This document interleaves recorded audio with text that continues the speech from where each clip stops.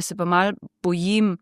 da pride nazadnje do situacije, ko se ameriški predsednik Trump dogovarja nekaj z ruskim predsednikom Putinom mimo Evrope, nazadnje s kitajskim predsednikom spet mimo Evrope, zato pa tu moramo biti kot Evropejci močni znotraj, konkurenčni in samozavestni, kaj želimo. Tu pa ta hip se bojim, da imamo izjemno šibko evropsko voditeljstvo, ali bomo mi sposobni zdaj imeti to streznitev, mogoče pa to bil tudi en nujen klic, ta hladen tuš, ki ga nam je postregal Vansu na Münchenski varnostni konferenci, da zdaj pa res čas,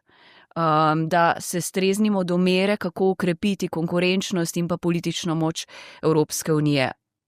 Ne znam in ne upam si napovedati, ali bomo sposobni tega, ker, kot še enkrat pravim, volitve evropske, šibko voditeljstvo nam ni ravno v prid in geopolitika tudi ne, ki se obrača v druge konce, Indo-Pacifik in druge dele sveta.